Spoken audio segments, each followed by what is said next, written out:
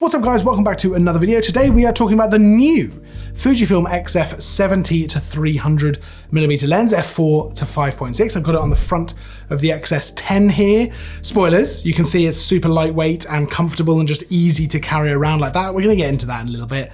I have really enjoyed my time with this lens. It's a little bit more telephoto than I'd normally use kind of day to day, but I've really liked using this. There's actually something about this lens in particular, and I think it's because it's so easy to take around with you and to be out and about shooting that I have had an absolute blast. Yes, it's been sunny.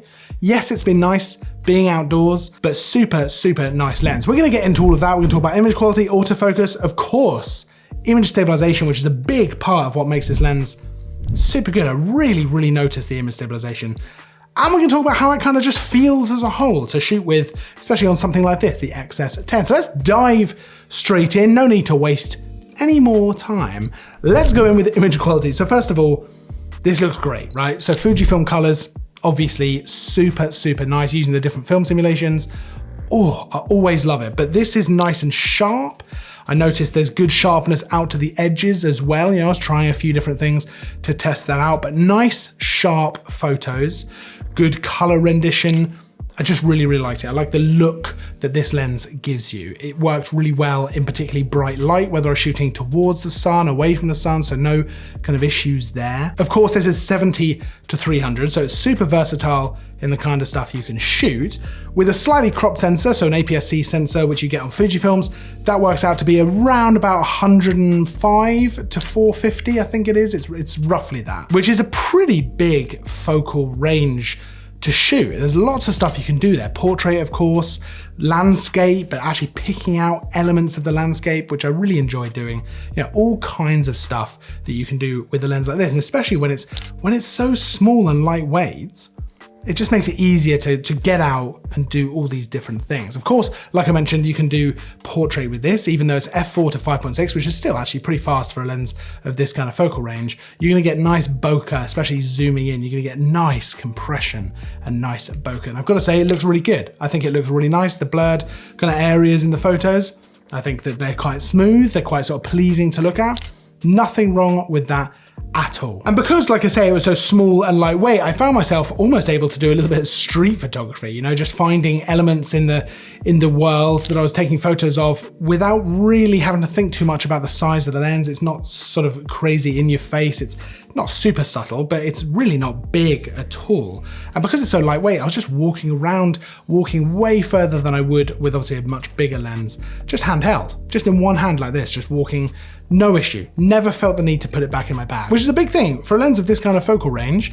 Being able to just walk around as much as you want handheld without it ever sort of making your wrist or your arm ache or anything like that, big deal. Now, autofocus, I did all kinds of different stuff. I didn't have any issues with it at all, whether I was shooting birds, wildlife, stuff like that, or I was trying to do some kind of taking photos of people, landscape, whatever it was working very well. Of course, part of that is the XS10 as well, which was great for that, I've got to say, selecting my focus point on the screen and using the joystick and all that stuff, no worries at all. But the lens kept up, no problem, no hunting, none of that, none of this kind of missing focus when I'm taking the shot. I was using continuous autofocus, I was taking photos of birds and things like that.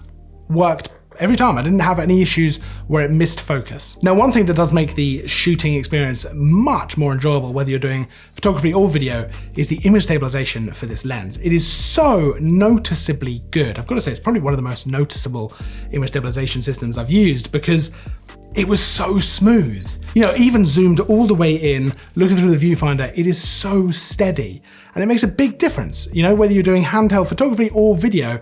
I never felt the need to get the tripod out of my car. I took it with me, of course, so I wanted to make sure I had it in case I needed it, but I never ever felt the need to get it out. And it kind of plays into this great kind of narrative this lens has going, where it's so easy to take this out and about just with you as an everyday kind of thing. It doesn't feel as niche as it otherwise might do if it was a bit bigger, if it was more difficult to use, the image stabilization wasn't as good. It's so easy to just use this all the time. Now, I was shooting with a lower shutter speed, I was shooting handheld video, I was trying it all the way zoomed in, but that image stabilization just worked all of the time.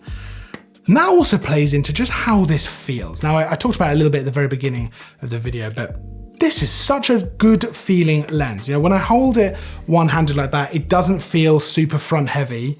It's balanced really well actually with the XS10. It's not heavy at all, I would say, especially for a lens of this kind of focal range. This is not a heavy lens.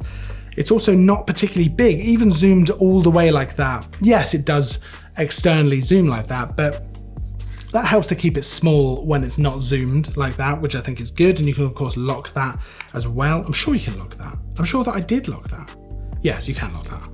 Just making absolutely sure. But this is gonna fit easily in your camera bag, you know, without really having to do too much to fit it in there with a couple of other lenses. This is really not gonna be a hassle to take out and about. The actual lens itself feels great. The zoom ring is really nicely weighted, but it's also quick enough that you can quickly spot something, camera up to the eye, zoom in, no issues.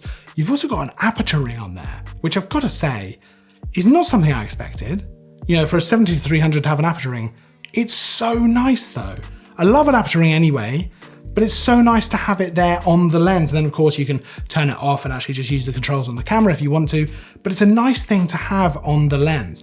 You've also got the manual focus wheel there as well, which again is pretty nicely weighted, so no issues there at all. Otherwise, it's pretty sleek. You've got the lock for the zoom ring, so it stays in place at 70mm. And then of course you've got the switch for full focusing or 5 meters out to infinity if you want to change that as well. To be honest, this is a great addition to the lineup of lenses for cameras like this. This is such a good, useful focal range to have available to you.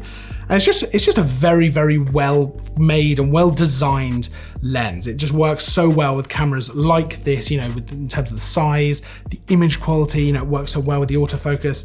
I love it. I love the look you get from Fujifilm cameras, you know, with the different film simulations and all that kind of stuff. It's so creative, and this lens just kind of adds into that because it's so reasonable to actually move around with it, hold it, shoot with it.